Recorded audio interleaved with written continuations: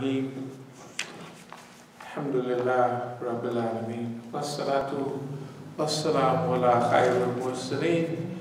Muhammadin al-Nabi al-Ummi wa ala alihi wa sahbihi ajma'in. Amma ba'd, yaqulu Allahu ta'ala fil Quran al-Kareem, inna Allaha wa malaikatuhu yusalluna ala nabi ya ayyuha alladhina amanu sallu alayhi wa sallimu tasliman. Allahumma salli ala sayyidina Maulana Muhammad sallallahu alayhi wa sallam. I want to deal a little bit today with Oakland. And it's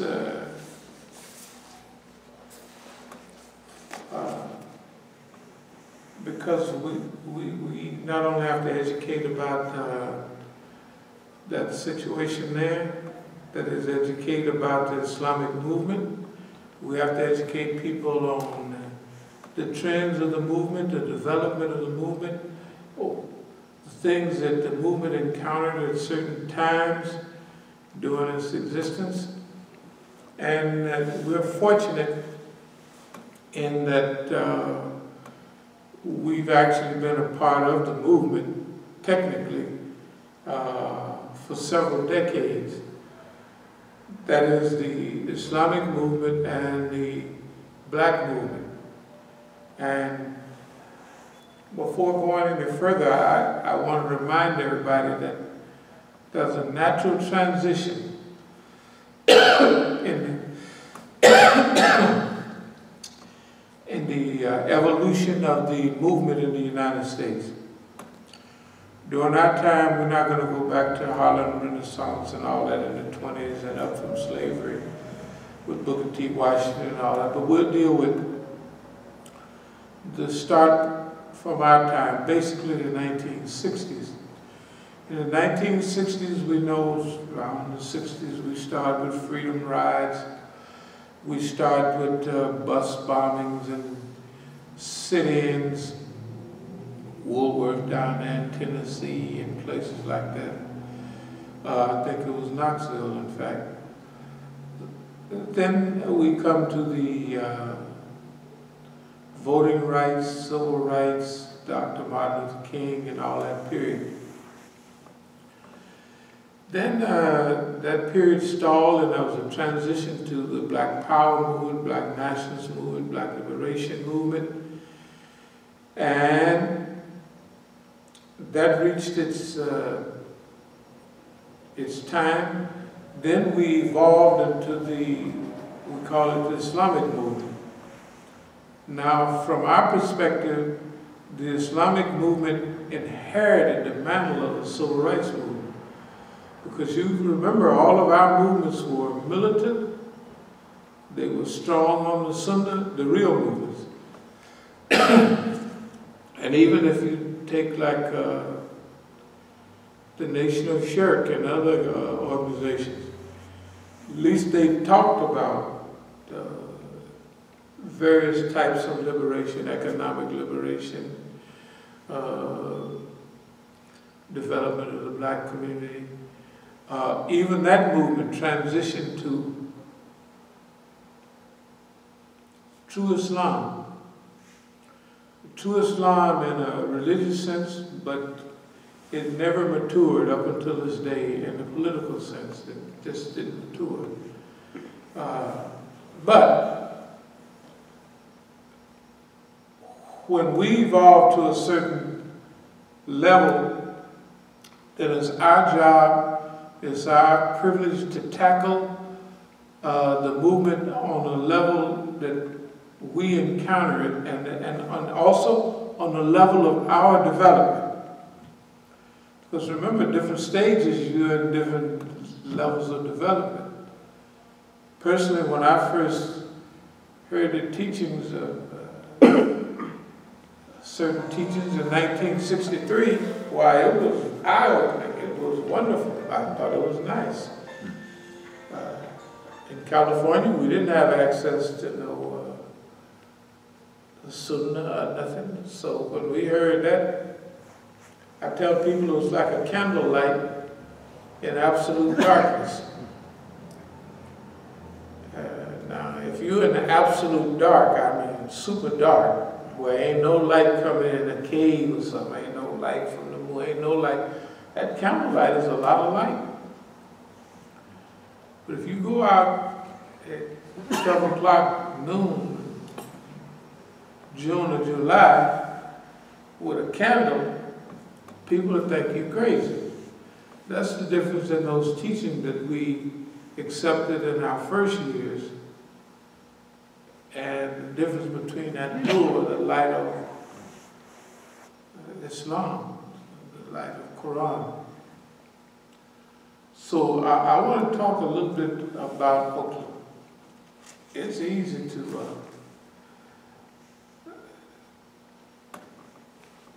what I'm going to do is try to give a brief and a quick outline about what happened in Oakland. First of all, we opened a masjid in Oakland in 1980. Then we have a disappearing act for 14 months, then we come back. So from 1981, we were on a roll. This is the first masjid in the region that's based on the Sunnah. Independent. And no, definitely independent. So the day we got rolling, we got encirclement and suppression right away. The government was on that boy right away. Encirclement and suppression. From out-of-towners and people that's been hanging around a while. The government agents came out of the woodwork. But we were encircled from day one. Whether it's the young white boy that came there in 1981 from somewhere in Colorado, and it did the old wanting to hang out in the masjid, you know, like we said, well, you can't do that, so he got a place 1 block away in a garage. That meant he was there all the time. As the years went on, there was always somebody there, almost 24 hours a day. Keep an eye on things, monitoring everything. So now, if you take Oakland, our masjid is in East Oakland. We refer to it East Oakland Azad, that means liberated East Oakland. Now, what's been happening all the time, or what's happened recently, the masjid came under several encirclement and suppressions over and over again. That was the behavior. And each time they encircled us and we survived, they upped the ante. They kept upping the ante and they kept trying to get more sophisticated. But that encirclement, suppression, we survived.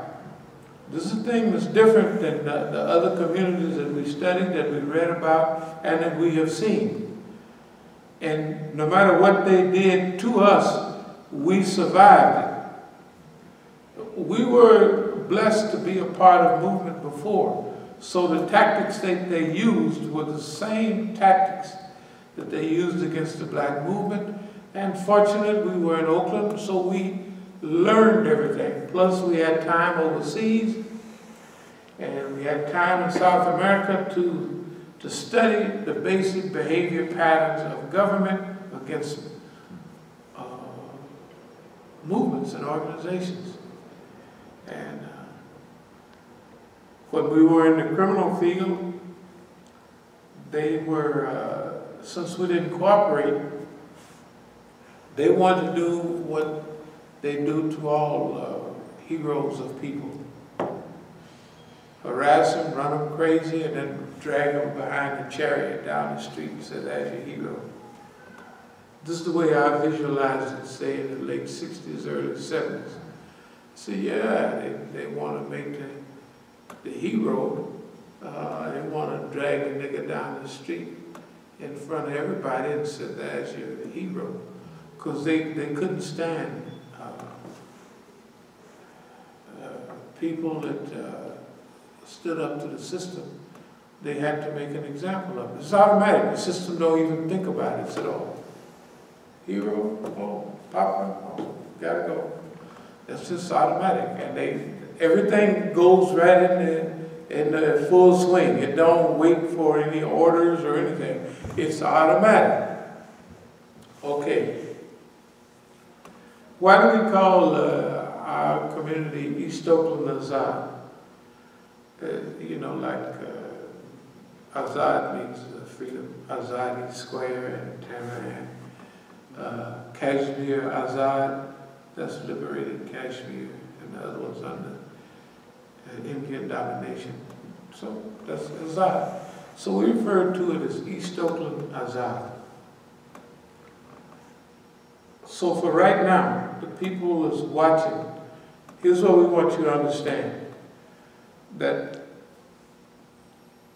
first, in this period of encirclement and suppression, let's go back about 20 years, we had come to the stage of encirclement and suppression that, and after each time we got rid of the informers, you know.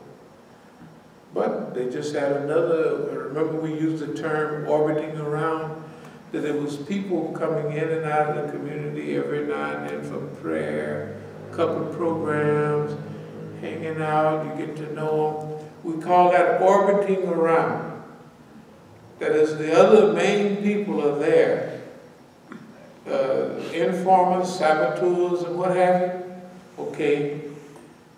Their time is going to come to an end. Either the government is going to pull them out. Usually we're going to kick them out. When we kick that crew out, or when we would kick that crew out, then the other ones is orbiting around. They come on in like regular glide path. They come on in, and now we got so used to it we could anticipate what was going to happen. About 86, we said, well, it's happened too many times. So basically what we decided to do was keep the snitches, keep the informers, and now this is where strategic management under conditions of repression come in. We wrote about strategic management under conditions of repression 20 years after we had done it. I mean, after we talk about it at the end of the cycle. So we talked about it at the beginning of the cycle, everybody didn't know what we was up to. This is the idea. This is a crew, abdul-alim, okay. Now, we own our masjid and we want to develop community. That means property, masjid, school, business, living close together. Same here, same in Oakland. If you notice, both places have those masjid. We've had a functioning school when we feel like it. We have houses around already, and we have plenty of lots to build on, which we will, inshallah. So, masjid, school, geographical integrity, living close together, businesses. When we get ready, we'll do our business. We have had businesses from time to time. In fact, books and oils at one time bought a lot of the stuff that we have. Yeah, a whole lot of it. So we decided in Oakland that we would not get rid of the snitches. We would allow them to get dug in as deep as they want to get. And we would give them the feeling and the impression that they're running things, especially when I left Oakland and came here. I came here in '89, June 23rd I got here. In fact, it was June the 3rd, Imam passed away. You know why I came here? I had spent quite a while in Iran. And one thing I realized for sure, that nobody is focused on America. Everybody should, the war is just over, and I understand that they gotta develop their country. It is in bad shape. But it was just after the war, that period. So, when I came back here, maybe around May, it just so happened Imam Khomeini passed away June 3rd. So I said right away, well, we had opened other centers up in Seattle. We had a Masjid in Denver. We had friends around the country, so we were not isolated. So what we did was, I said, we got to get big, and we got to get big in a hurry. Because with Imam's passing, with what I've seen, we got to do the job here in America. That's clearly what it's always been that. We always knew that from Jump Street. But that's the difference between, this is absolutely clear. You know it, you taste it, you see it, you smell it, you're committed to that. Whatever happens in America for the Islamic movement, we have to deal with that. But, okay, what are your challenges? What are your obstacles? What are you going to have to deal with? Well, of course, then as today, Saudi Arabia. We already know what we're going to deal with because Saudi Arabia has already shown them to be what they... ISNA in '86 have already started with the American flag, with the Quranic ayat. This is the way leading straight. Follow it. And it had Islam, that's something. So we already know what we're dealing with. What are our challenges? What are our obstacles? Number one, all of our friends are wrapping up and heading home. The ones that are staying here are friendly to the government. This is the way it is. And we have been wrong in our assessment now. We have missed the cue. So we had to come here. This is in '89.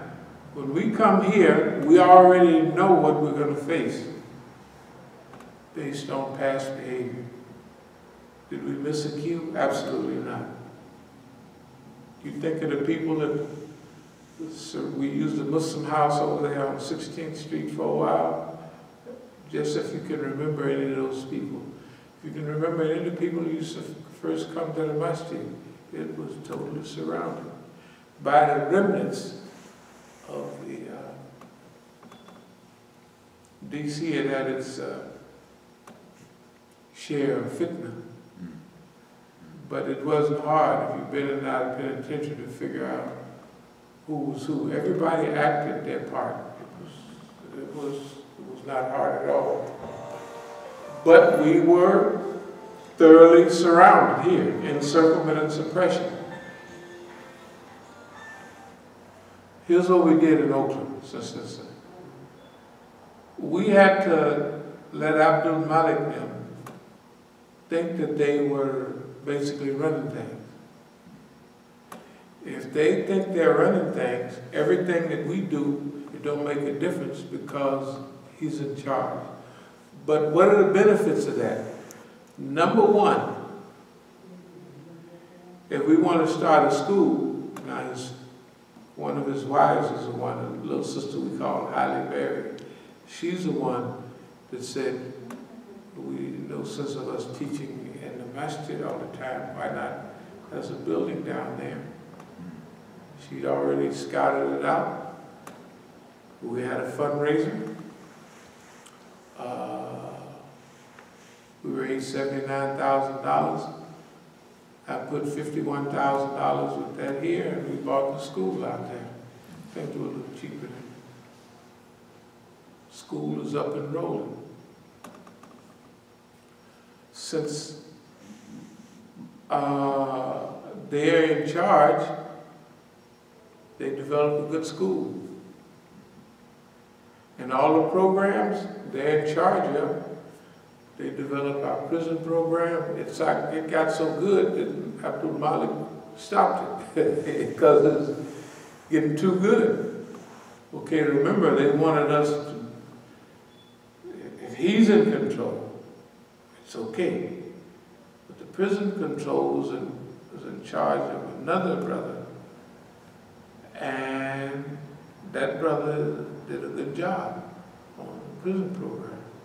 As-Sabiqun was going throughout the prison system. You could send to Oakland for a package, they sent it. Da-da-da-da-da. That was good. So he had to stop that, because it was doing the job that we really wanted to do. So they couldn't have that. So it was engineered, but it's no problem. Property acquisition. The same highly buried sister that Abdul-Malik was married to thought like I did on expansion. And that property across the street, all that big stretch of property, we bought that. That shoot didn't cost in those days but $89,000, $87,000. It might have been $83,000. I mean, plenty of property. We still have it now, of course. Everything's paid for. We're paying taxes on it. The thing about it is, for 10 years, absolutely 15 years, absolutely no development at all. That was 10 years. And we bought it in 97.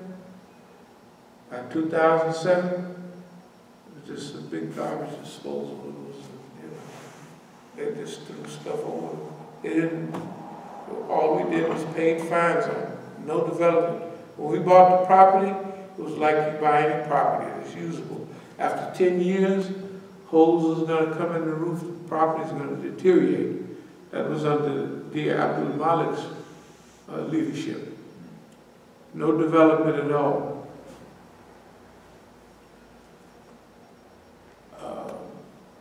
The front of the masjid was tore off for 2 years. And people donated several $1,000s to Abdul-Malik to fix the front. People was calling me from Oakland and said, man, is your joint still open up there? I said, yeah, it's still open. Okay. Forget about what he's trying to do, whether he's trying to force my hand to get rid of him. So the community got pretty big. Now, here's the thing. Not only have we acquired property, but since Abdul-Malik is the chief, the government develops MSA West. It's like the regular MSA. This is MSA West. All the immigrant kids, all of their children, all of that. But in 2 years' time, MSA West was supposed to have a pro-Palestinian political view such as ours. If you remember some of the articles around 97, the articles, campus to community, those articles that needed a transition from the campus revolutionaries to community people. Okay, so basically it got to the point that Masjid al-Islam, As-Sabiqun, mainly managed the whole West Coast.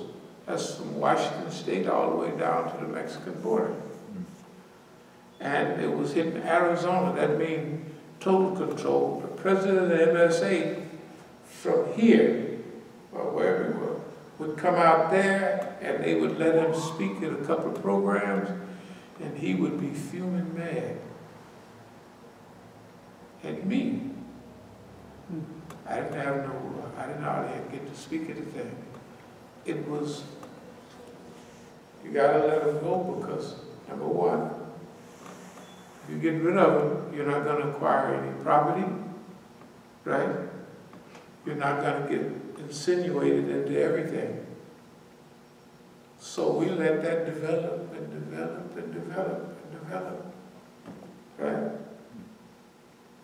Until we want to, it wasn't 2007, we started talking about it in 2005. That's when Abdul-Malik and his crew out there had went too far. Bear in mind, everybody at the Masjid is the police. There is no, he didn't allow that. He recruited his family, old friends, anybody was on his team. All the people that was there, when I left, they were gone within a year or two's time. No Iranians, none of the Pakistani Shias, none of those people. You gotta remember, that masjid for the West Coast, when we had Quds demonstrations, people came from as far as New Mexico, Colorado, and all that. We took care of the whole West Coast. Quds demonstration was held either in LA or San Francisco. So maybe in that period of time, 7 or 8 of them was in San Francisco. So the meeting point for the Quds demonstration on the West Coast was our masjid. So people came from Washington, Seattle, they came from California, Arizona, Nevada, New Mexico.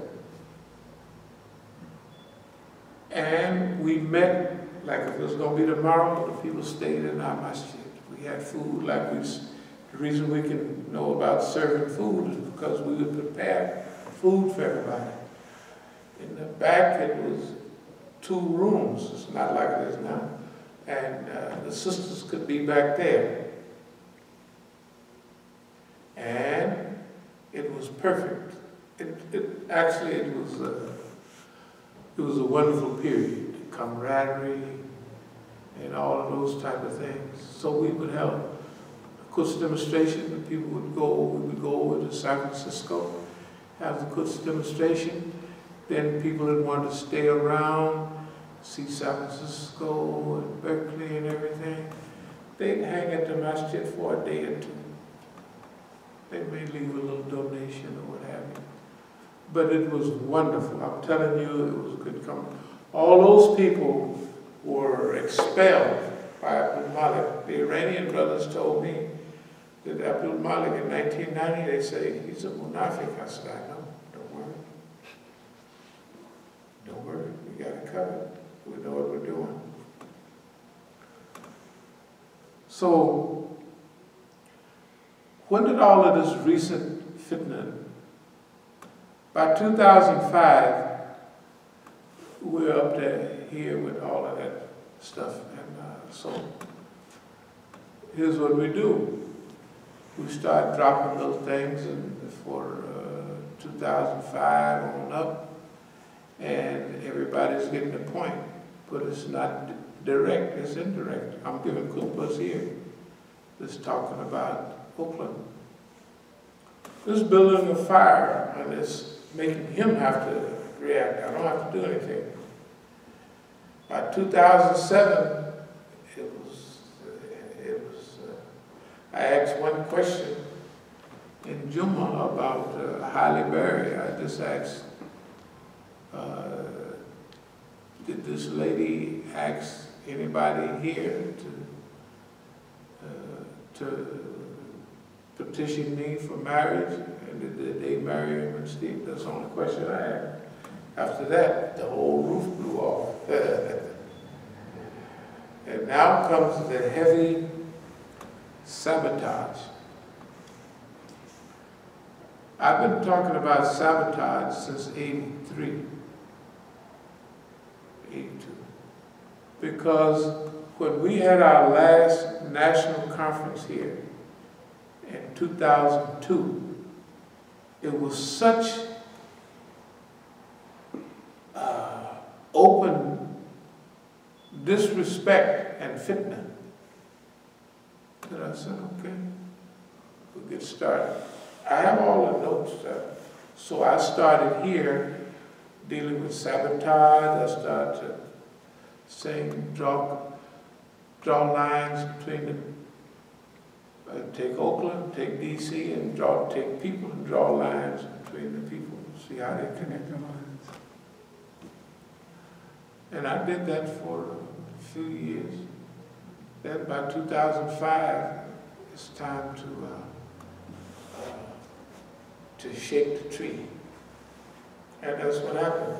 By 2007, Abdul-Malik is leaving. By 2008, April 2008, he gives his resignation, and he tries to present this as like Malcolm X and Elijah Muhammad. Well, so I'm Elijah Muhammad, and he's Malcolm X, because he's futuristic. Now remember, all the foreigners on his team, all those, that MSA West, all of that, that's his operation. They don't have nothing to do with me. They mouthpiece. I don't speak at their programs. If for one reason they had to allow me to speak for one time at UC Hayward, not Hayward, UC Hayward, UC Davis. Abdul Malik says I can't speak and not have our leader speak. I get up 10 minutes and they pull me down. They know that I developed a talk, you know. You can't say nothing in 10 minutes. It's okay. Remember, we're in charge. This is what patience, if you know, I wrote something here, deals with manhood and memory. You notice how they was whooping niggas in the movie we just saw, Nat Turner. Birth of a Nation. Huh? Birth of a Nation. Birth of a Nation. Birth of a Nation. And you also remember that the old black woman, she was either born back home and come over here. She maybe a little girl. Yeah, she was a little girl. Remember, because she said so and so, her daddy or somebody, died fighting, and she's glad that he died over there, so he didn't have to see what she's seen. Remember that dialogue? Oh, then she said about how hard it is to see strong men broken. Okay.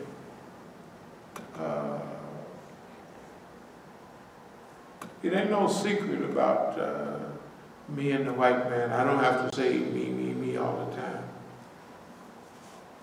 But it's been a collective, but it's been personal too. See, I just remembered one of the cases I was talking to y'all about in late 79, early 70, when the police came to my house. I was leaving my record shop and went around the corner to my house, my mother's house. I lived somewhere else, but our record shop was close to my mother's house. And the police swoop up, trying to give me a case and what happened. So I went to my mother's back door before they got there, but the doggone thing was locked. So whatever I had to dispense with it. And I did. I was clean, but I had a tussle with the police. And we tussled from the backyard. In the backyard where couldn't nobody see, the police popped me upside the head right here with a billy club. Now, this don't look like that now, but then several years it stayed out, so when I had a hat on, you can look at some of the pictures, that hat would be rested on that knot there. Okay. The other thing was, my mother came out of the house in her night clothes. That same old motherly, don't do this to my boy, all the neighbors out there. I never forgot that. I said, oh, that cracker. Ain't nothing happening. You ain't getting away with that. I don't give a shit what you talking about. You ain't getting away with that. No, certainly.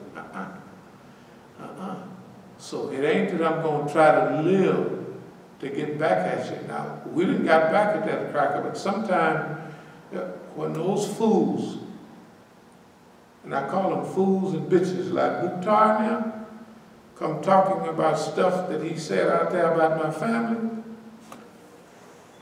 this punk ain't never challenged the government. Ain't never, the arrest that he had when he shot the dogs, they put me in the back of the doggone police car instead of him. And he the one who shot the dogs, this is me. He didn't shot my son's dogs because they done flattened all the tires down at the Masjid. Mukhtar. Yeah, I could see him. Okay, when I'm at this corner of the Masjid and I go inside the Masjid, the tire's up, no problem. 2 minutes later when I come back, Mukhtar is coming from the car and the tires is flat. The only thing I didn't see him is slicing. But I know he did it. But you have to be, that ain't nothing. Shoot, the next day, when I bought some new tires, I left the tires flat. Here's a big old poop right in there. They did that 2-3 times, but the reason I moved the van, I moved the van. There's my son showing you the tires. I moved the van down to the school in the next block. And my son had the dogs down there. Now, you got to remember, Mukhtar had already called the police on them and said they have guns and drugs because it's a small apartment. And he tells them that he's the caretaker. Now that gives them probable cause. We get lucky, guess what? They ain't got no dope and they ain't got no guns. But they take the dogs and they, he has to pay $474. This is a request for extension hold period. Anyway, it says that $479. That's what, because he didn't call the police. Look right here. This is clear. Spraying and neutering impounded animals prior to release. You ought to pay this money. And the police didn't come on our property with probable cause. Now, they know Mukhtar don't run nothing, but he didn't told them that. Thing about it, he did it right in front of everybody. Everybody on the block knows that he did it. Wait a minute. You had to get the dogs spayed or neutered? Before he got him back. And then after that? After he got him back, then he shot him during June. And it's all right. You know, if you shoot a white man's dog, they'll lynch your behind. Yes, they would. They damn near lynch you. Tell the truth. They would damn near lynch you if you shoot a white man or that white folks running around. They have their dogs all up and down. Shoot one of them, see what they do to you. You won't get to the jailhouse. It'll be one of them old-time lynchings. All the neighbors, all the white neighbors will be out there with bed sheets and ropes and everything. Well, actually, they're consistent because the police kill more dogs in the U.S. They kill 10,000 dogs a year. So. They kill nigger dogs. Okay, think about it. How many white folks' dogs do they kill?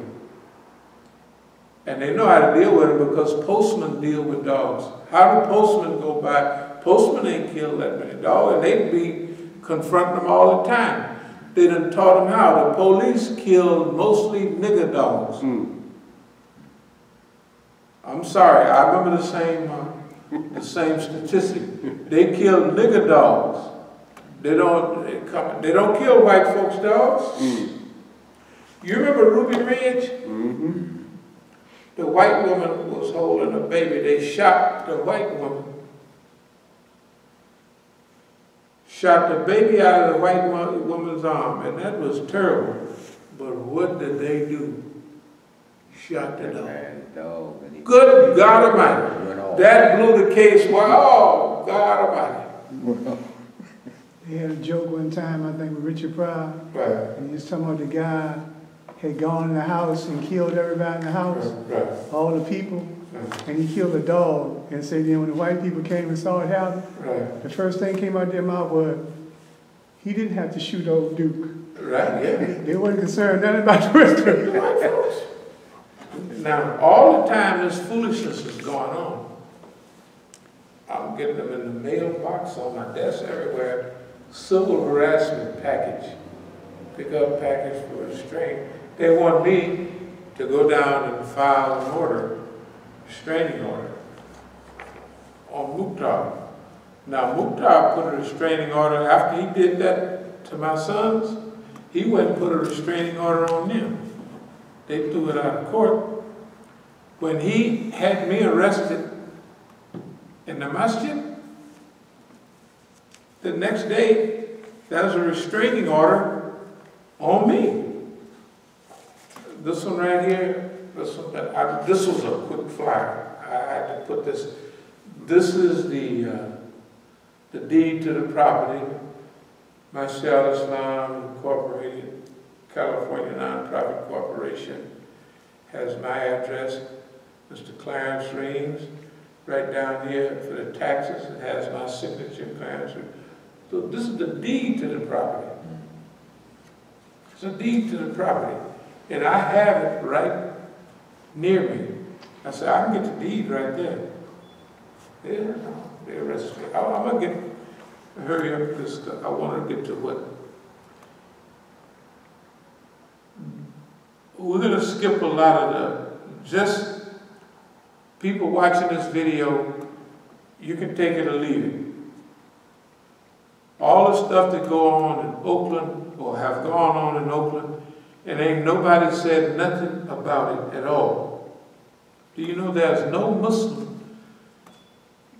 They know about Black Lives Matter. They got an imam. They stopped these guys on getting on a plane.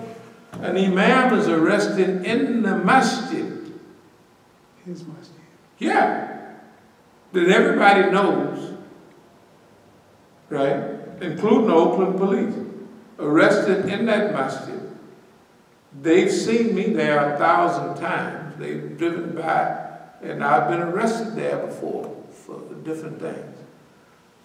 So it ain't no secret about who has jurisdiction in that masjid. So they arrest me that time, take me to jail, and then they talk about Black Lives Matter and I can't breathe. This is exactly what they do to me. But it's just lucky that I do my little iron. And I had to lift up. You can imagine all the martial arts stuff. Imagine laying on the concrete floor. Them holding your legs up. And you're heavy. I was a little heavier than I am now. I better lose a little bit more weight just in case it happens again. Anyway, and with my feet up in the air, putting weight on, and with I'm handcuffed from behind with them up in the air, and with, I could say it was a hand or a foot, I don't know, but it's right in the small of my back, pushing down. So, I just did a regular exercise I've shown you before, but just a regular exercise, I just said. It's like lifting heavy iron, you know what I mean? And I pulled myself up, not totally off the ground, but I pulled myself up so there's no pressure on my chest to do what? Get air. Because I'm telling you, Imagine, with all that pressure, you're not no pumping that. You can't force your chest. You can't get no air in there because it's being suppressed. You're being technically choked, like smothered. So I pulled myself up. Maybe one time I was technically off the ground. Then I collapsed.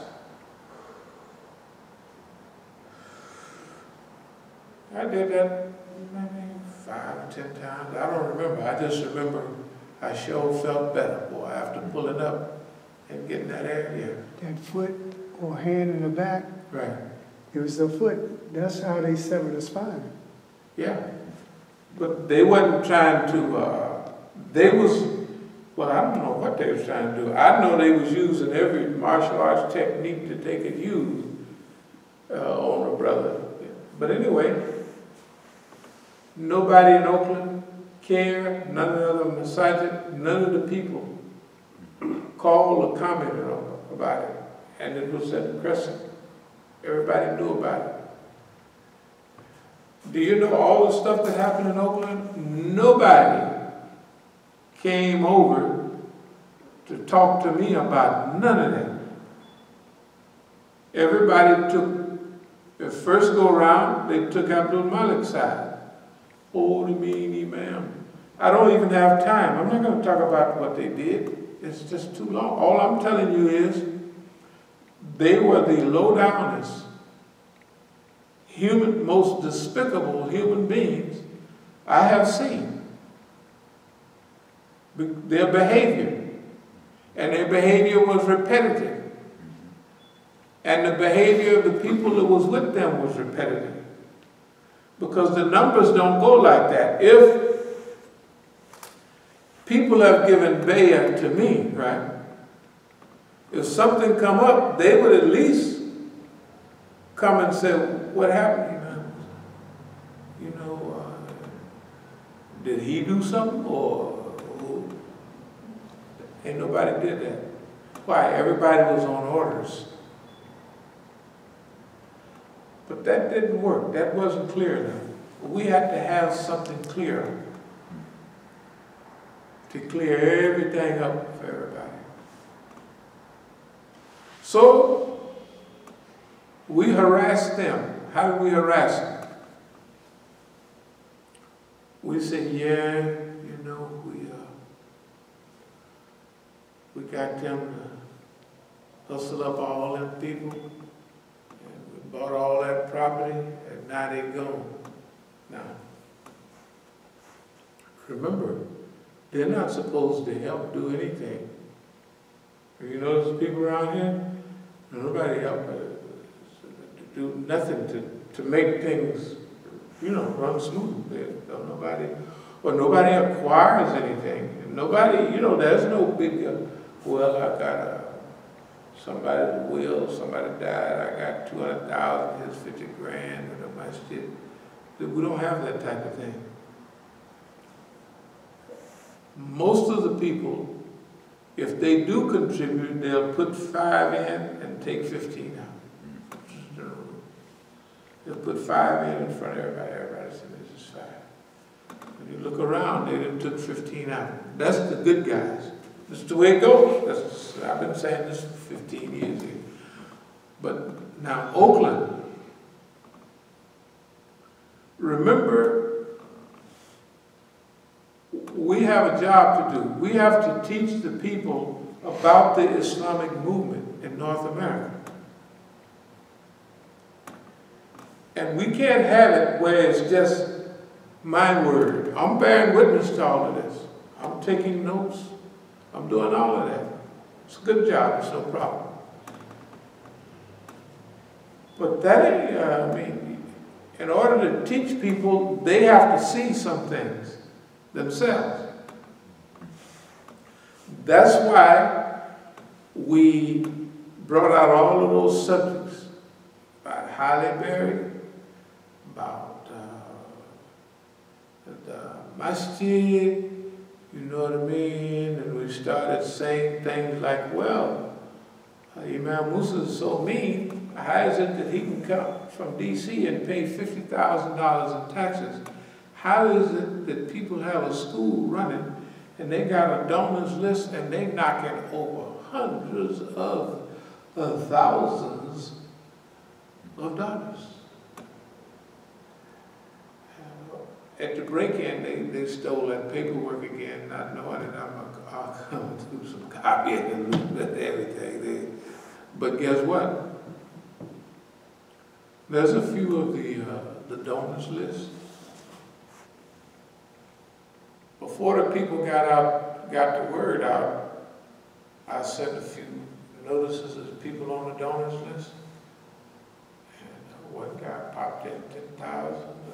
They thought it was giving it to abdul-alim. But when the word got out, finished. Absolutely finished. They were all aligned to abdul-alim. Not the old original Muslims, immigrants or whoever.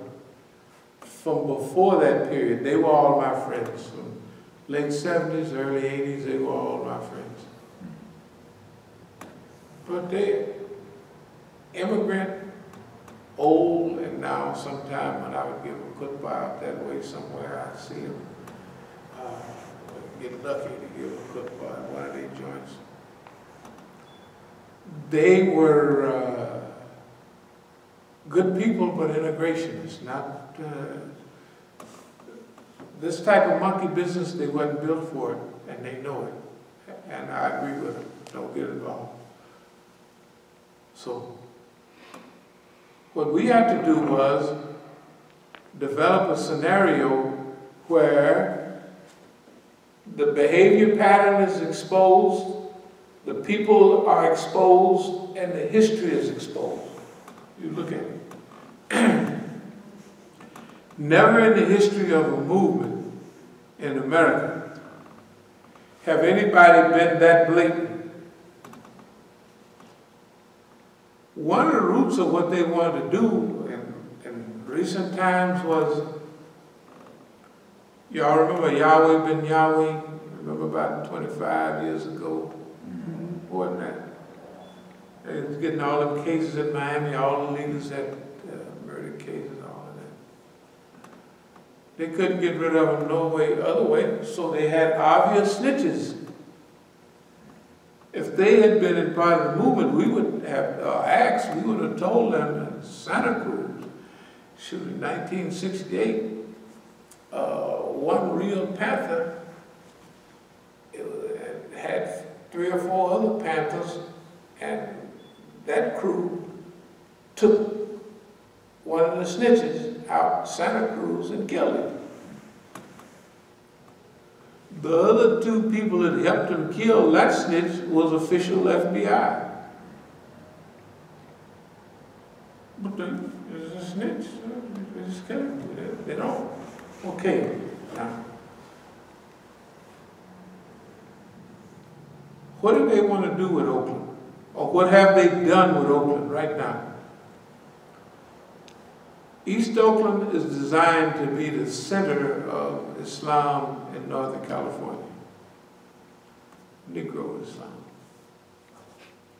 We have a nice-sized masjid, school down there, plenty of property on the other side. 8,000 square feet, and another 8,000 lot. I got a feeling it's bigger than that, but it don't make a difference. So they trashed the property. When we wanted to open Islamic Institute for Counter Zionist American Psychological Warfare, that's 8109, I remodeled that in 8111, all by myself. Well, I'd say I did 80% of the work. It's 2008 and 9. That's when abdul-alim was leaving. I'm doing, whenever I go to California, forget we got $20,000 in tools that disappear. We have, I don't know how much, computers and equipment in the school. That's all gone. Mukhtar took all of that. He just took it. He did what he wanted with it. He did blatantly what he wanted. What was his goal? Yahweh ben Yahweh. We've been trying at this nigga every kind of way. So, we gotta just get him mad. Get him to kill Mukhtar. And then we'll take him to jail. I'm under 24-hour surveillance right now. Or if I hire somebody, it don't make no difference. They own phones, I have my ways of contacting people without them knowing I can prove it. But anyway, in fact, I'll show you some years after we don't need that system anymore. But they call it waking him up and putting him to sleep. That means they got me covered. Our everybody definitely know that. So that's why we use those ayats to incite,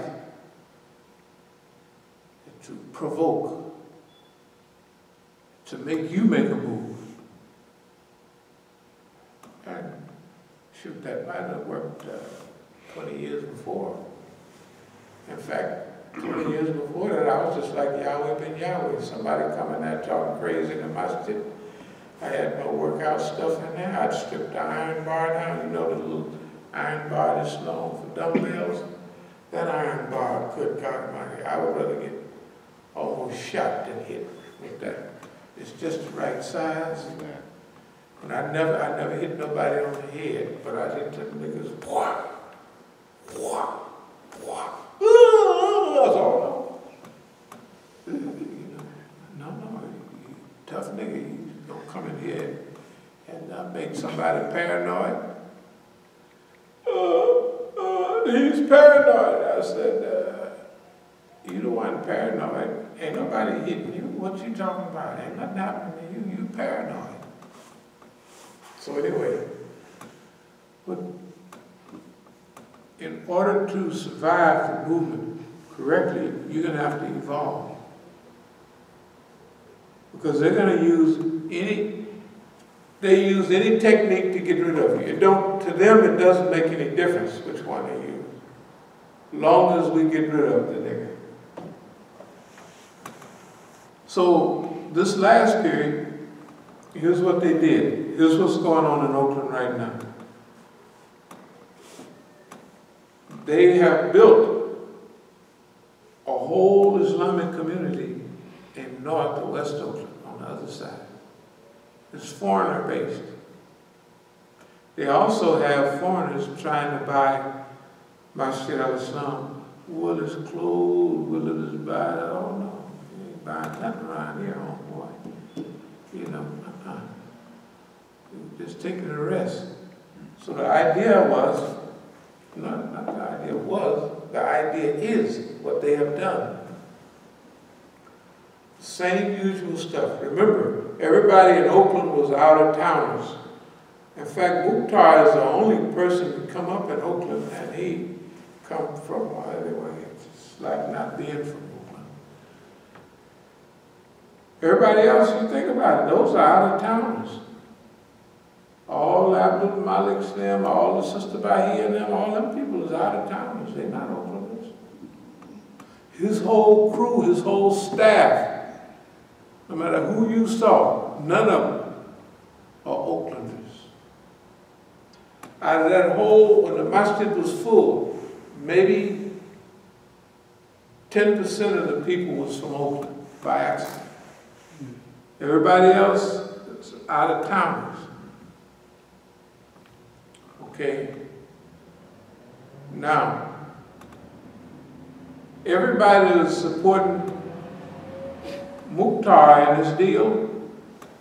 None of them were even they didn't even come to the masjid. They just would hire some niggas to come in and they would be there. Him and Khadijah, and they would be supporting him. But here's what the deal was, or is. Now, Mela Yama, we've been using that term for the last 10 years. That's Zaid Shaka. I've been doing Zaid Shaka since 81. 82, he came to give a Quds demonstration in LA in 82.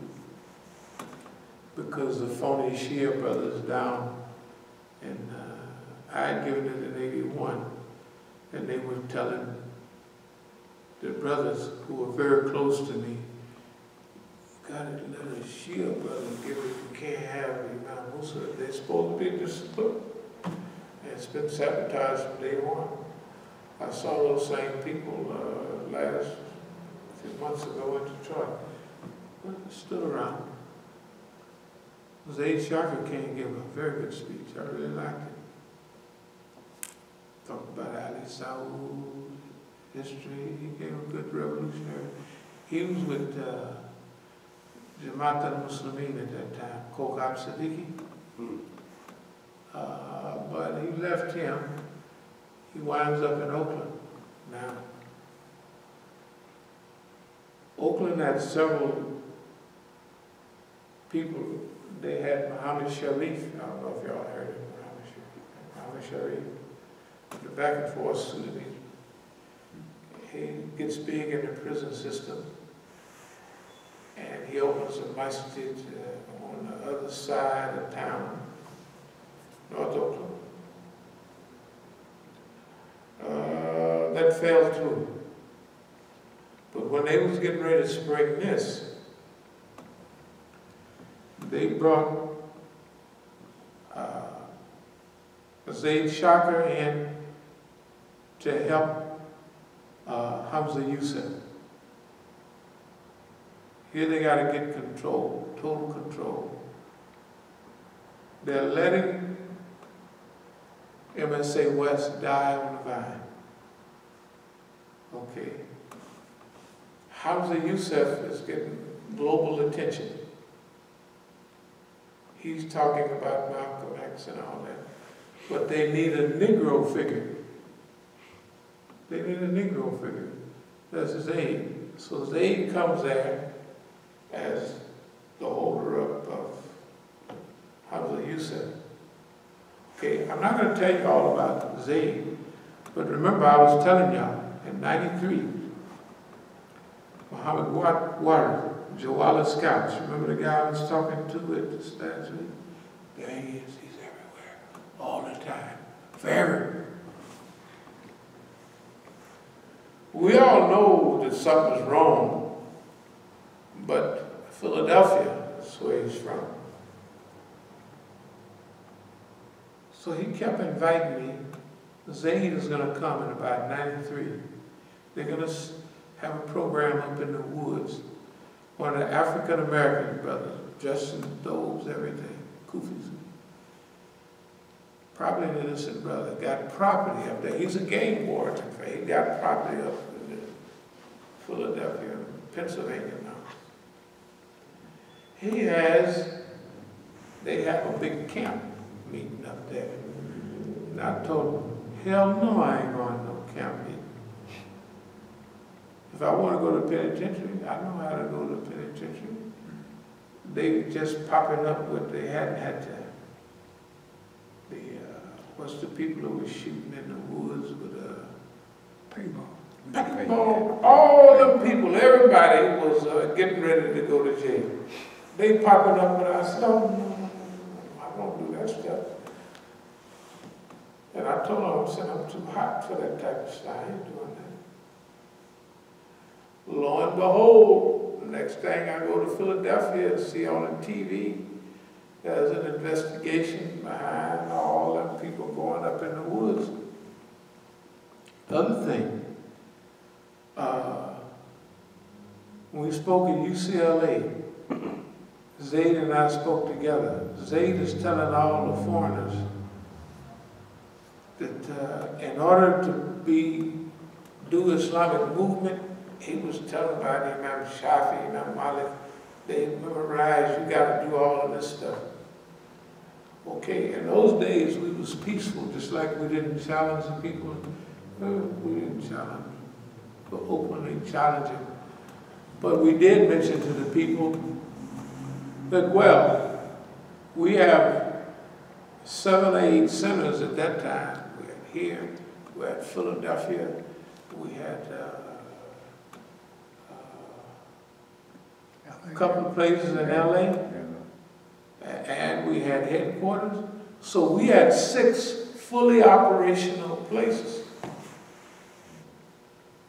4 of them fully operational. And we don't have all those credentials. What are you talking about? You got to do this to do Islamic movement. But he was hitting at us all the time. That was his job, to downplay us, to hit at us.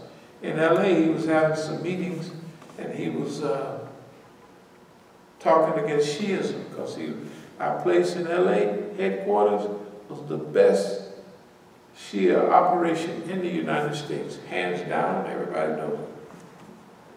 So he would be with the little snitches, the little Sunni snitches. And he would be making fun. Some people do stuff like this, and da-da-da-da-da, some Islamic. Anyway, yes. So where did he get his credentials from? Okay. He went to Georgetown over here. So that's automatic if you go to American, not Georgetown, that's the American University. When we went to Islamic Studies back there in '87 in Plainfield, his son Bagby was he was coordinating the program. I said, "Oh, where did you do your Islamic studies?" He said, "American University in Cairo." I said, "Well, officer, I started to go down and buy me one of them little tin badges and give it." It's clear, right? American University of Beirut, it don't make no difference where it's American University. American University right down there is the police headquarters. Don't forget Syria. Huh? Don't forget Syria. See, here's the thing. Yeah, he was in Syria, but see, look.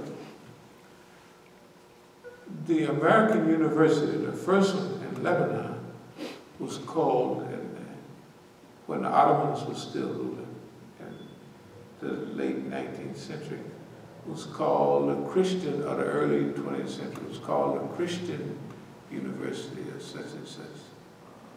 Then they changed the name to American University. So anyway, we know where it's coming from. I'm going to try to speed up. I hate to be long-winded like this, but it's getting to be habitual.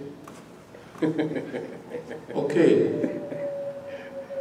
So, what they did in Oakland, they have now built. So basically, we're resting. We're taking it easy.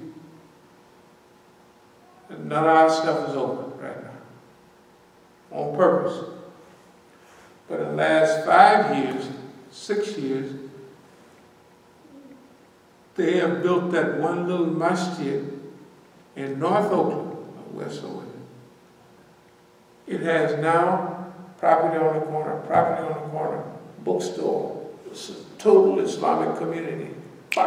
Just like that. Now remember, when the white man wants to open a masjid, he can do like the center down the street, right?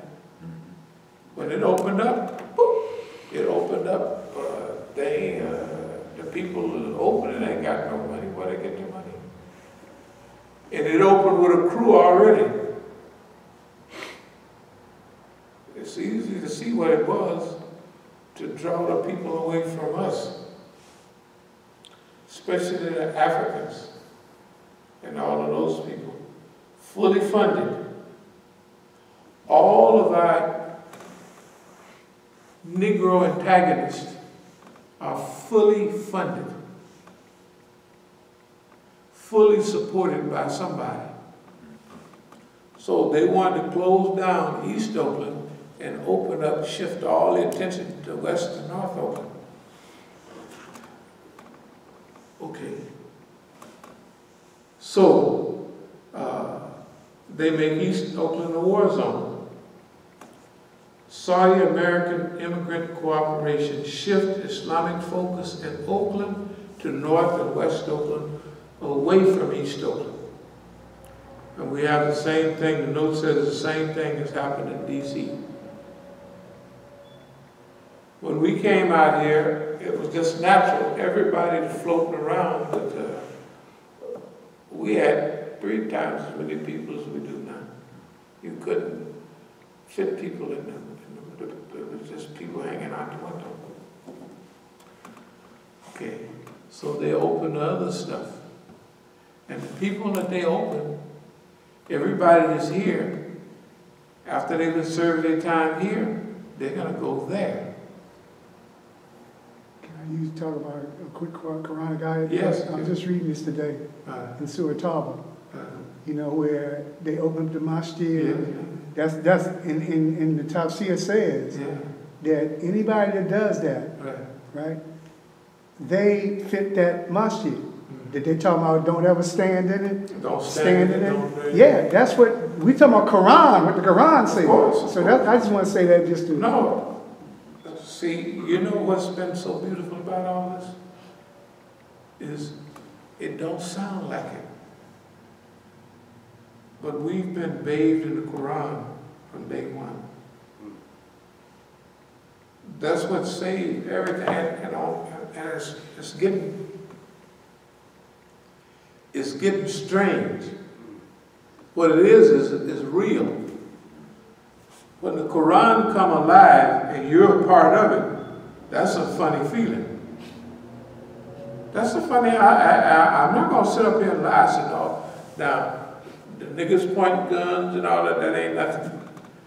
But to sit there and read the Quran, and you know there's no prophet coming after Prophet Muhammad sallallahu alaihi wasallam, that the job of the people is to live the Quran now.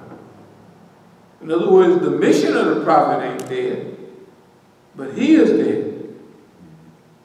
And you got to do what the Quran says, just like Yusuf Ali said the other day, the closer you get to that, the more free and powerful you're going to become. No, independent. One of the words. Good God Almighty.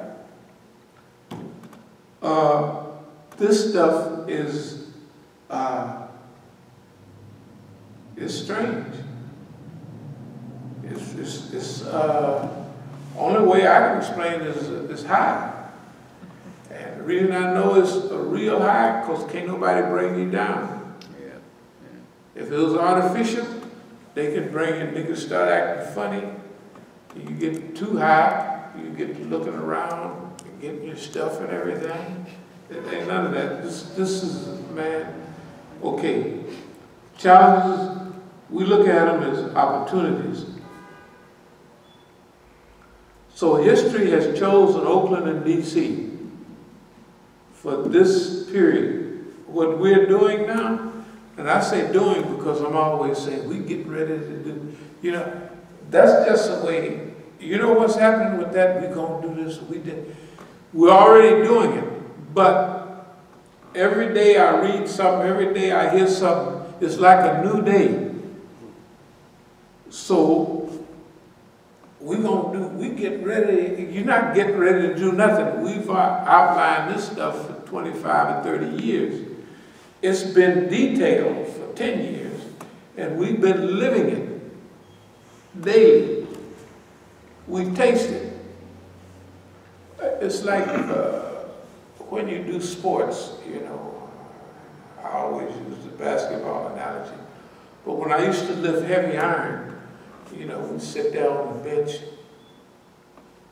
or if it's going to be a lift upward, you're just thinking, pretty soon, you swallow, you taste it.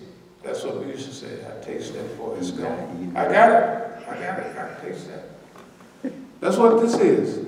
That's why it ain't no, hey man, and it's been like that a long time. They call it eating iron. Huh? They call it eating iron. So anyway, things are named by their behavior. So the Saudis, the Abdul-Malik, the Muqtars, the Zayd Shakers, the Great White Sheikhs, Hamza Yusuf them, Hassan Bagby, Siraj Wahaj, all of those people have names in the Quran. We don't call them that name. They are named by their behavior. They have all worked diligently against us. And and have had no effect. These, what it seems like temporary setbacks, they're not setbacks.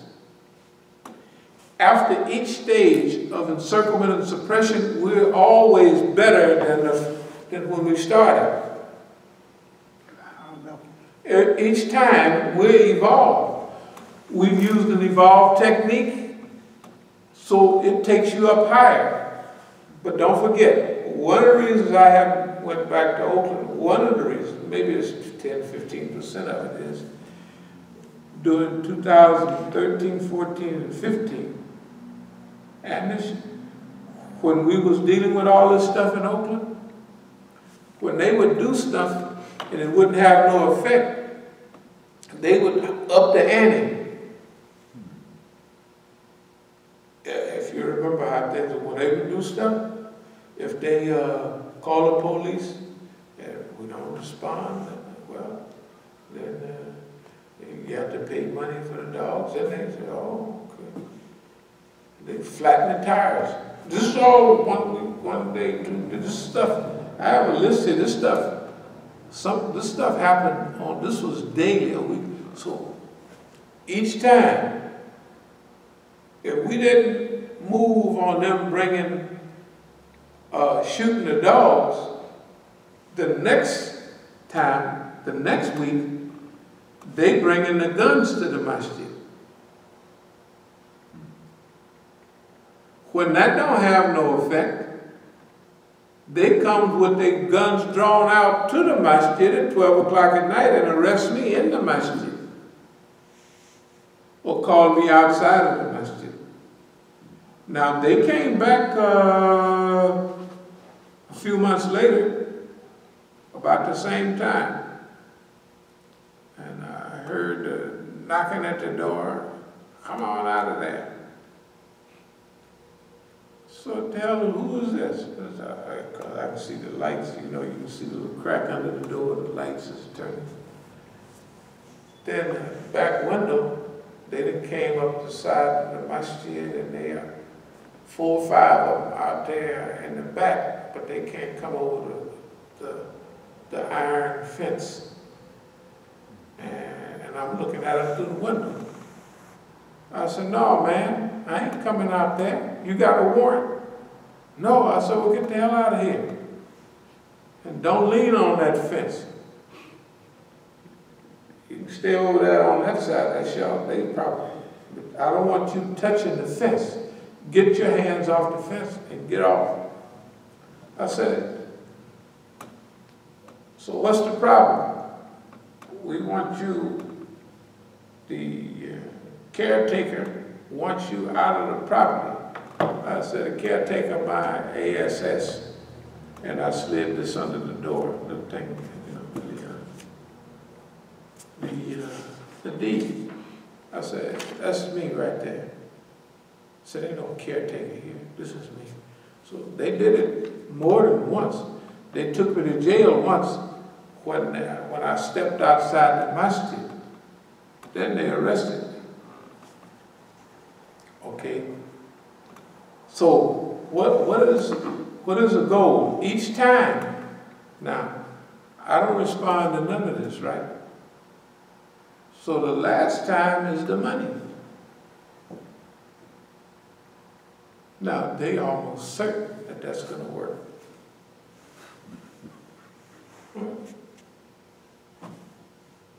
Don't nobody pay no attention to it. They call the house and everybody's listening. The family don't care.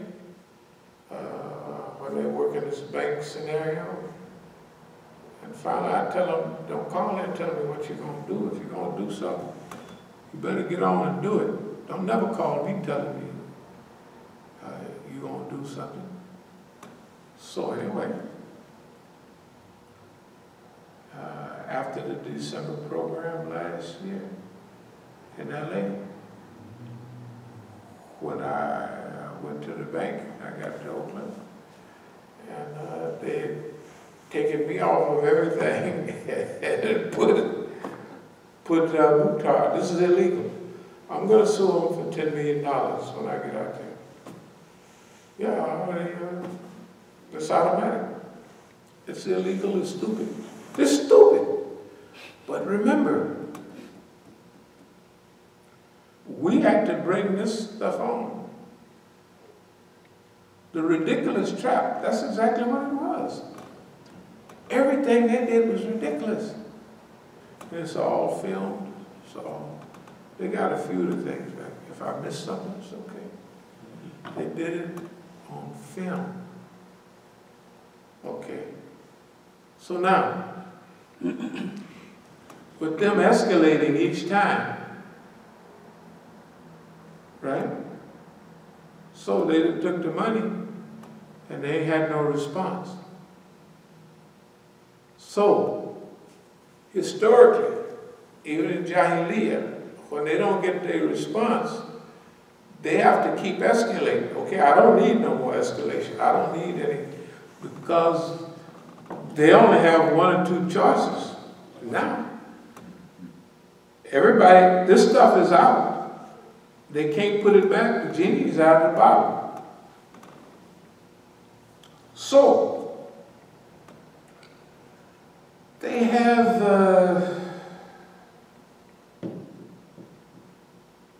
to surrender, which is very possible that they give up so bad, but it's not normal. And I've been waiting for several months, almost a year, for a sign they've surrendered. But these stupid people keep calling every now and then, and every now and then I'll answer, and they'll say something stupid. Okay, that means they're still in a provoking mood. They're still in a, okay, but now, the provoking is over. That has no, but what is the next stage for them? So that's what, they don't have a, provoking ain't gonna work no more. If they go up to a higher level or they surrender, they haven't surrendered or they don't know how to surrender. We've been discussing whether they surrender, what are they up to? Because everything that they have done is more than what we wanted. And we have clear cases. Everything is done in public. Everything. We got 10 times what we need to do what we were going to do. We got 10 times. Right? And we got how we were feeling. You got to remember now. Remember when this stuff is going on, I'm calling here doing Juma. The Juma, I'm taping those Jumas. I mean, I'm recording all of that. Nobody can come and say, oh, Imam Musa was nervous at that time. Imam Musa was better. Imam Musa wasn't being affected. Not stupidly, not. So, we have been contemplating. Certain things have been going on here. The development has been so beautiful.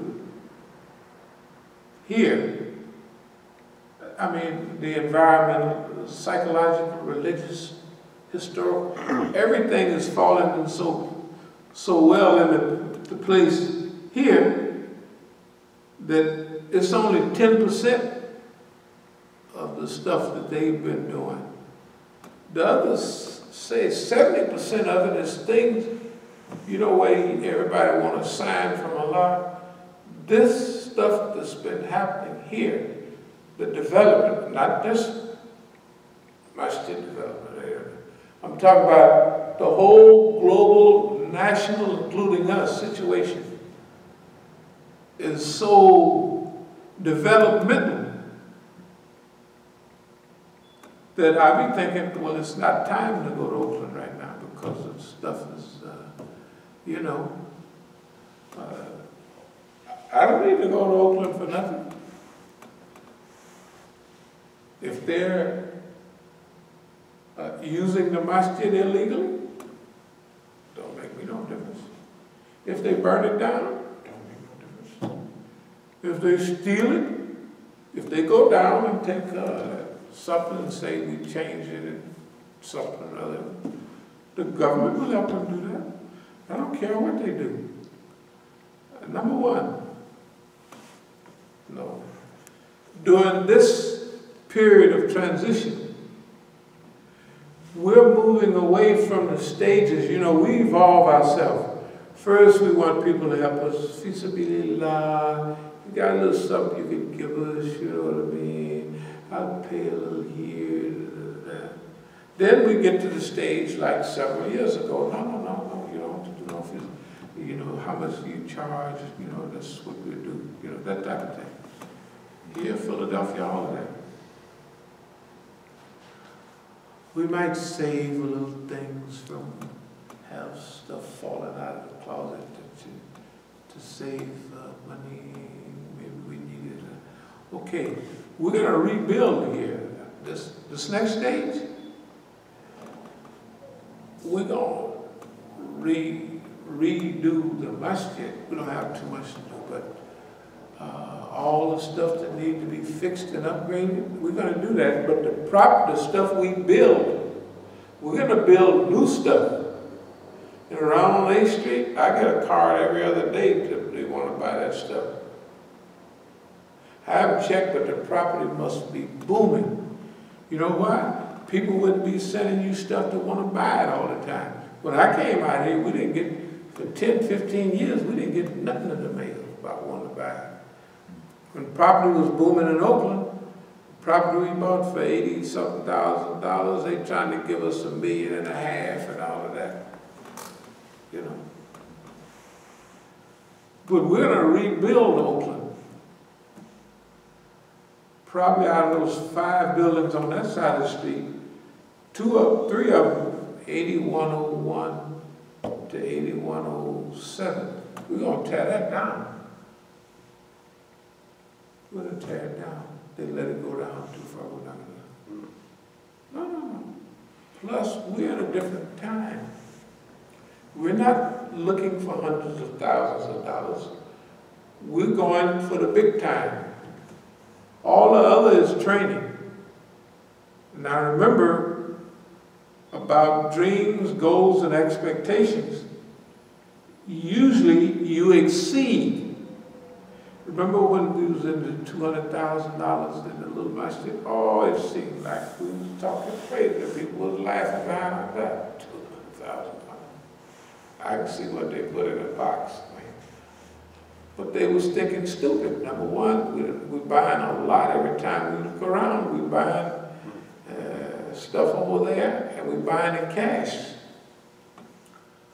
So this go around, we may leave a couple of the 3 houses standing for maybe a few more years. But we coming into a new, you know, with that, where I say, we'll leave it for a minute, but everything else is going to be going up brand new. And then there comes a time when it comes time for them to go too. Yeah. Got to upgrade. Yeah, we got to upgrade. Not only, remember, when we talk about we want to be a $150 million organization,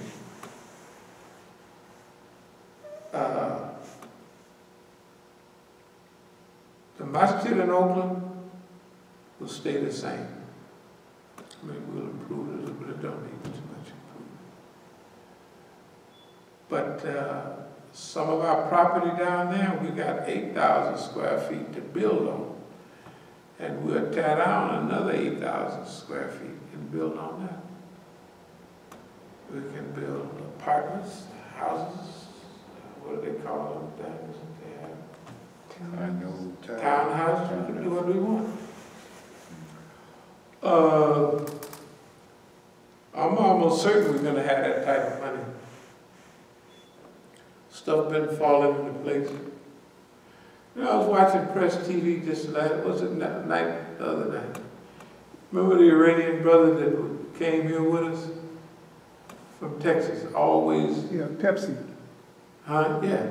So I said, look, I always told him, I said, you go back to Iran. Now, he was one of the ones, like whether it's foreign ministers, vice presidents, all those guys build their reputation off me. When they go back home, I'm talking about they.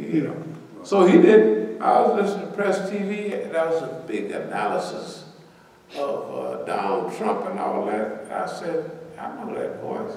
So finally, I looked around. I said, that's homeboy.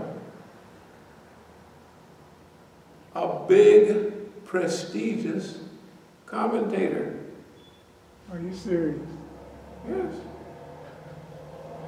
But he's giving good commentary. And he was telling me, we want to get the abdul-alim Musa show. I said, I'm not going to be over here and do no TV program. I said, I'll come over every now and then. But he was already into it. That's what he had the camera.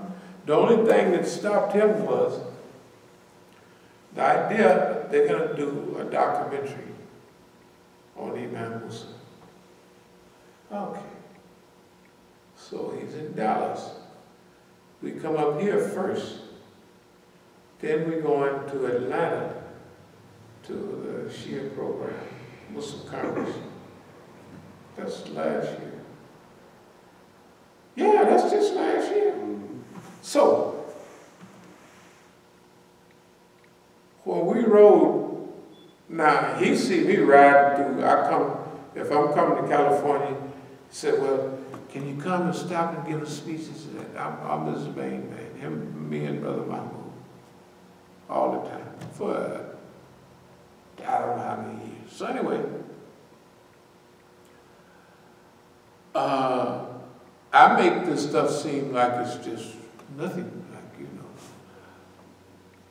But when we drove from Dallas up to here, that's about a 24-hour drive. It's 1,300 miles. It takes about, man, he was scooting all over and all over. It was horrible. Then I said, well, you stay in the Masjid, I'll stay down at the house. He couldn't stay in the Masjid. Can we lock the doors? Can we, what the, ain't nobody gonna, you remember that? Yeah, I asked him, when I was in the Masjid, I got to leave. I said, nobody's going to bother you over here. I said, do you want me to lock the door when I leave? Yes, if you don't mind. Yeah, it was pitiful. He was calling me I said, man, so what, you can come down, I'll stay down. I said, you come stay down here, and I'll stay down the mountain. I said, don't make so. I said, this is what we do. But anyway, then we drove down to Atlanta. Well, first of all, the idea was we come up here, go down to Atlanta, then head on to California, and all of that stuff. Shoot. We stopped through my birthplace down in Arkansas, because you come right past from Dallas. Man, the police out there, police knew we was going there. They had a big fanfare. And I went down to the bayou by where we used to live. I saw the bayou. Then an old white man came out on the tractor. I said, do you remember the Reams family? I thought he was a poor white man. Just a farmer. He said, yeah, sure. He was my age or a little older. He might have been a little older. He says, now my mama, she's 88 now, and she remembers everybody. She got it all down. So you one of the Reams boys? I said, yes. He said, well, you might remember my daddy, Marshall Garrett. I said, yeah, he had a brother named Lloyd Garrett. They got a place called Garrett Lane, He said, I guess you heard of W.W. West? I said, yes, I hadn't heard those names. Those were the big names. Ben Word, Bern Townsend, well, he fell off the cotton gin and broke his neck today. My dad left. Anyway, so he acted like he was trying to get, this is like, and I was actually called a question. I said, the black school used to be right over there. What happened to it? Oh, moved on. And the way he moved his hands, he said, and I've acquired, so he's acquired all the land from all the big white folks from way back. This boy here is a landowner. In the money. Hey, man. And so, now what's the name putting all this on camera? This is real historical stuff. Because when you get some of the original folks there, they can tell you the whole history. And the way he was talking, come on around to the house. My mama's 88 years old. She got the whole thing down pat, you know. So anyway, after he drove with me from Dallas up to here, that washed him up for the road. He wasn't there. He was thinking, and you could see it on his face, that's only 1/3 of the way to California. And when he gets here, he has twice what we, good God Almighty. And then the little drive back to Houston, and back to Atlanta, and from Atlanta to Dallas, it ain't no whole, well, it was 700-800 miles, something like that. To him, it's like an eternity. He was blinking. I let him drive. He was seeing things in the highway. I said, okay, well, you know, when you do a lot of driving at night, you do start, Hallucinate. Oh, yeah. Yeah, so I said, okay, man, pull over. I ain't gonna have you. I say, if you're used to it, you know how to catch yourself. But, hell, you'd be to turn the car over. Anyway, but I'm telling you, there he was. Now, the crew that invited me to Iran last time, you're talking about a double cross. You have to be, you know, like the way Mukhtar and them do stuff that's supposed to make you mad. Imagine if your supposed friends are doing stuff that would make anybody else mad. But I'm just smiling. Oh, it's fine. Ain't no big deal. And some of the people saying, they got me sequestered and kidnapped out there because they don't want me to go see everybody that I know because they got their program. You don't have to stay out there. They can't do that to you. I said, they got to do. I'm letting them do what they want to do. I already know what, I said, this thing has been finished for a year. Don't you remember I told you last year, 2-3 years ago? I said, I don't care what play they run, just if they run a play. I think I mentioned that in there. So they ran the play. Don't let them do this. They ran the play. So, Oakland, cut everybody off. From East Oakland, build up West Oakland and North Oakland. They're going to get a surprise. They are now the educational target of the Islamic movement. And through Oakland and D.C., we tell the whole story because we've touched on everybody. Over the last decades, we've touched everybody.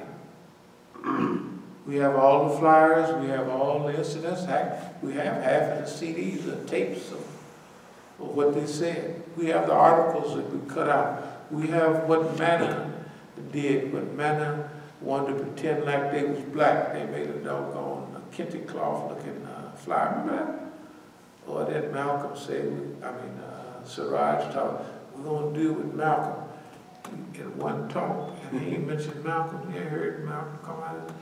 It's just ridiculous. I'm telling you. I know it sounds Amos and Andy stuff, but the ridiculous trap is real. The ridiculous trap worked better than than we anticipated. It did. And we have to teach it like that.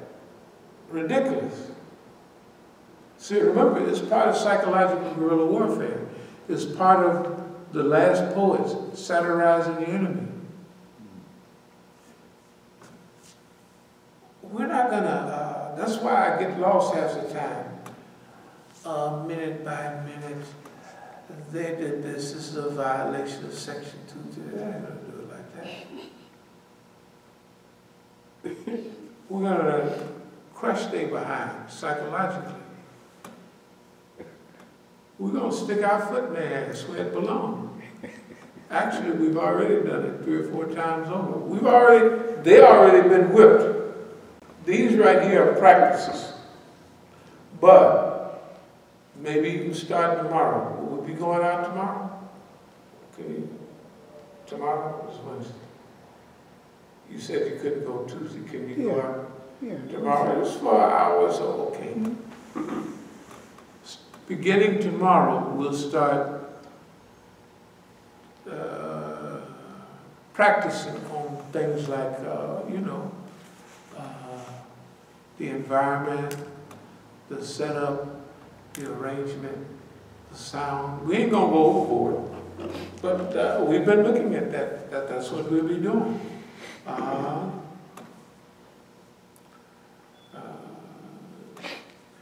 Everything from commercials, our own commercials, of course, documentaries, and how to stage manage. Stage managing. We just do it right now. Whether we'll have props, we might have takedown pictures behind us, everything, pictures of my son laying up in the hospital with bullet holes all in it, stuff like that.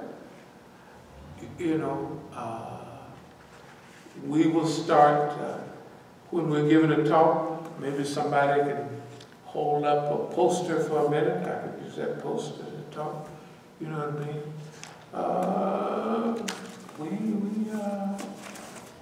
We're into improvement mode, but I don't want to keep us too long.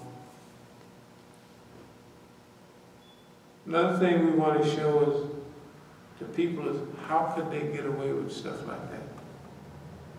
See, they're so stupid that they're not paying attention to what they're doing. Can you imagine? That's great. You got to remember the simplest stuff. It's never happened. We never let, when y'all was probably still real active then, when the DAR had a shootout up in New York in '74 or something. Right. Okay, we don't see, we've studied our movement. They can't use that crap on us. We know what's real and what's not. We know to fight against if you're mainly by yourself, say in Oakland, and they're going to import people from all over, and they're going to fill up their masjid and fill up their school and fill up every one of their programs. Right? You would be wasting your time, and you've seen it 50 times, to stay in Oakland. I'm not putting up with that's stupid. So we kick our feet up like we've been doing here. We go for walks in the woods.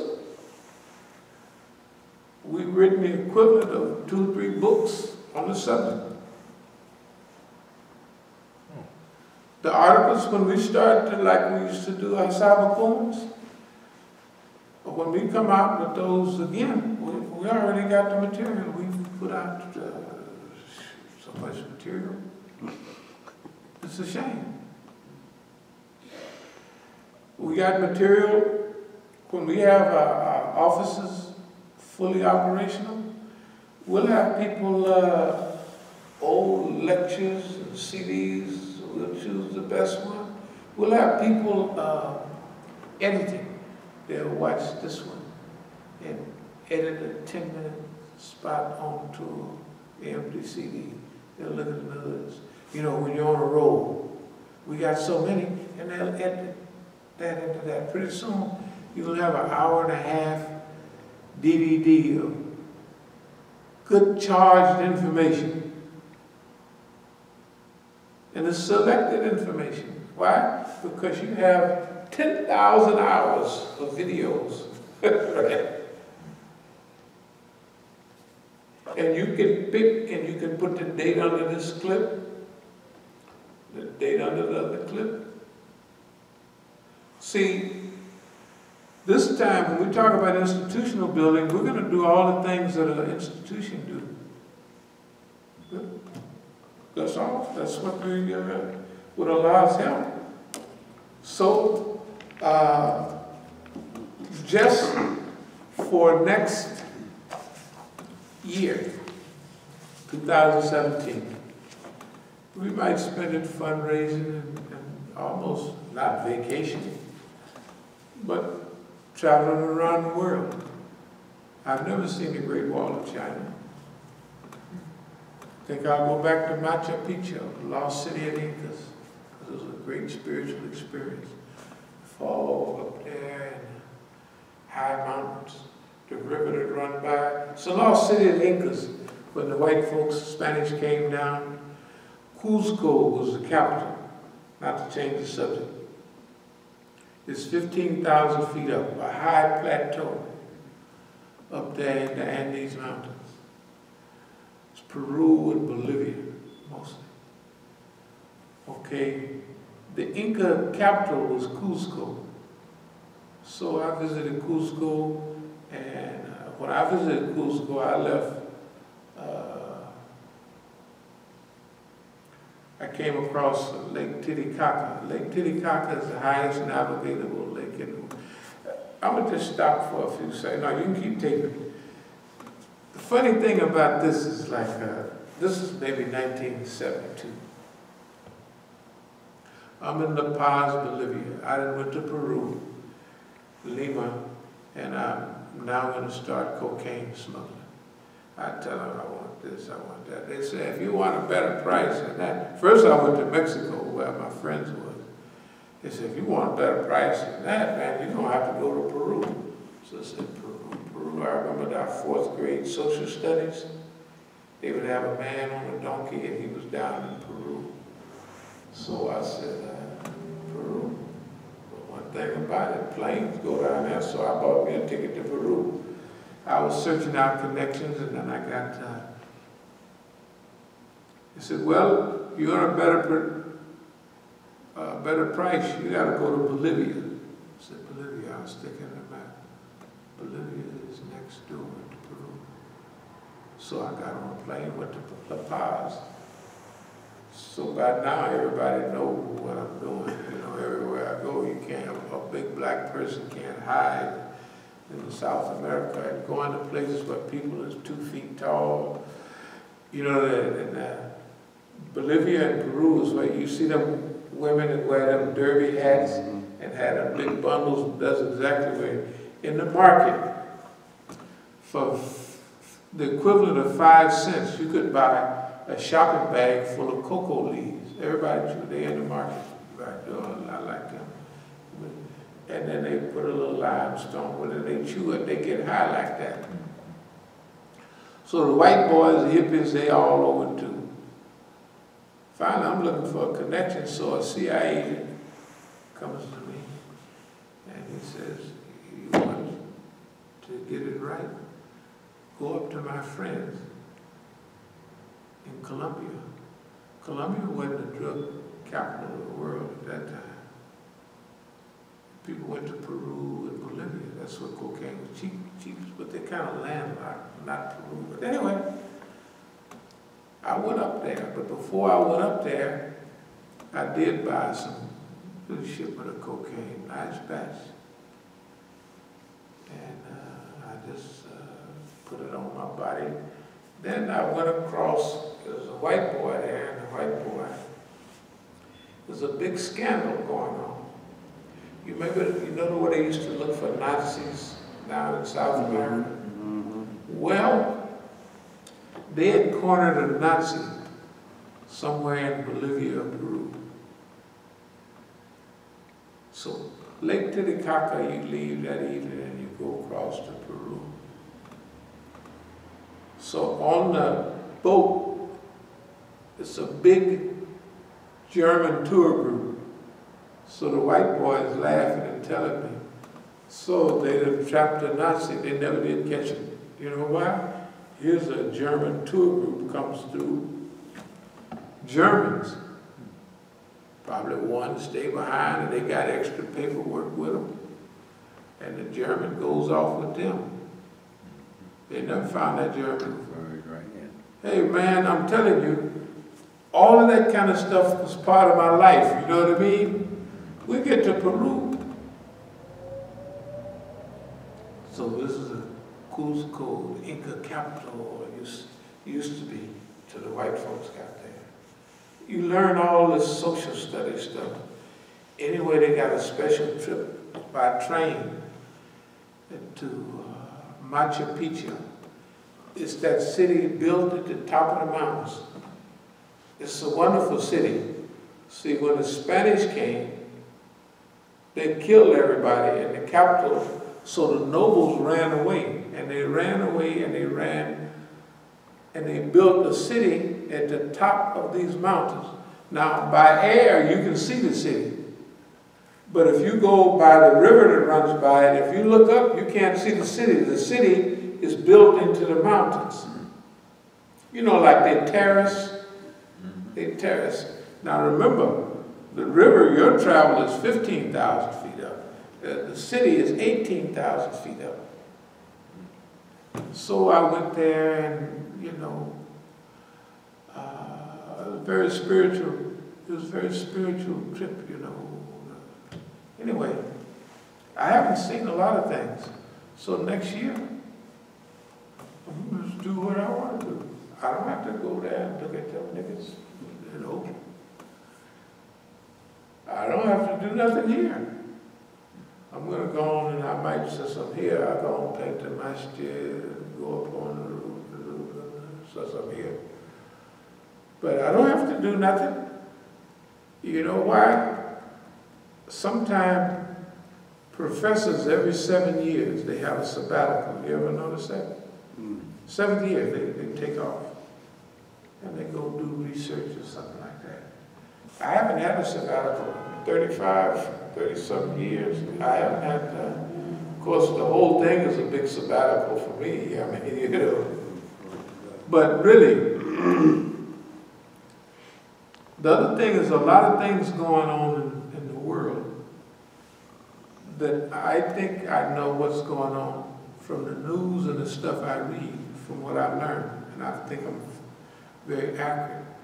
But I want to take another tour and see for myself, because it ain't nothing like seeing for yourself. So I want to go to see the changes in Africa. Because remember, we're part of it. I want to go see the worldwide movement. I want to see myself where the Chinese are. You know what I mean? So I want to see more than the Great Wall.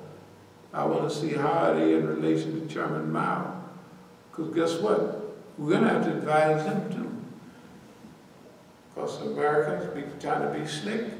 We have to tell them, hey man, y'all just about to drink a little bit too much of that Kool-Aid now. Here's what they got in mind for you. Don't think you're too big. It worked on the Japanese. Remember how big the Japs was? They eased them down. So remember, they got the whole Jewish Zionist combine working together. And they got the CIA and everybody's. So the CIA is not only political, it's economic, it's all of that. Right? So if the white man make you big, he can also cut the string. Yeah. But they don't, everybody when they get big, they think, the Chinese is not dumb. They've been around longer than anybody else, so they're not dumb. So they're taking some precautions, but we're going to tell them anyway. You know, I don't know a lot of Russians, but I've never been to Russia yet. I haven't been to Russia. I want Russia. Shoot, I'll try to talk to Putin if I can get there or somebody. No, I'm going to tell them what I've been thinking. I'll take them some tapes, what I've been saying all along. I'm your friend. You got to look out for the brother. What can the KGB and all that help the brother with? You see who I'm up against. Do you want me to deal with him all by myself? That's what I'm doing. I know y'all think I'm crazy, but of course I wouldn't say this. I'm just saying this on the thing to be funny. But if I was a smart nigga, what I would say is, what can y'all help me a little bit on this? Whatever you think might help, but let's just tip every now and drop a dime every now and then. I wouldn't say that, because they're Russians. Me no Russians. But other niggas don't believe in that. They would say that to Russians, Chinese, and everybody. They would go and visit all the people who they're trying to put in their place and tell them how happy they are to see them, all that kind of stuff. You know, a lot gonna help the Negro. Think about old Russia. Russia is doing a good job. If they wasn't, the white folks wouldn't be mad. If a white man catch a cold in America, he blame it on the Russians. If a car run off the road, he blame it on the Russians. Right? Why? Because the Russians stopped their road. They was getting ready to stop them in Libya. They said, okay, we'll go along. After that, they said, F y'all, man. It's back to the good old days. And the Russians has helped dearly in Syria. Remember, we're going to drop Syria, then we're going to go after Iran. And now, Syria is on the comeback. They're getting ready to finish up in Mosul. When they get rid of them out of Iraq, and when they get rid of the Saudis, is gone. They done did too much bad stuff. That'll either come from a rebellion inside. Bahrain is going our way. Saudi Arabia, the eastern provinces. You gotta think back. Do you remember all the stuff we used to get, all that Arab clothing and all of that about 20 years ago? Do you remember every now and then a few Arab brothers dropping by and leaving off a lot of stuff? Those were the Shia brothers. In those days, that was a pamphlet called Monitor. Y'all remember? In the 80s and 90s, and the early 2000s, after the revolution in Iran, the Shias in America had two good groups. Muslim Youth Center, they were Khaliji brothers from the Gulf, Bahrain, Kuwait, all of that. And then that was the other brothers from Saudi Arabia. But they made a peace treaty with Saudi Arabia about 20 years ago. They were sorry about it right after that. But all our friends, some are still here. We in pocket. Everybody else is out of pocket. And nothing that nobody can do about it. They can. We're not going to get mad and argue with nobody. Oakland, get ready for plenty of cheers, whistles, and bells. But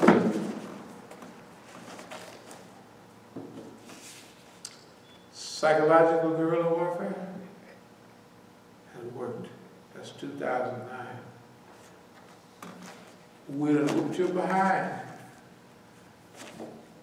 That's not only the dumb Negroes, abdul-alim and all of them,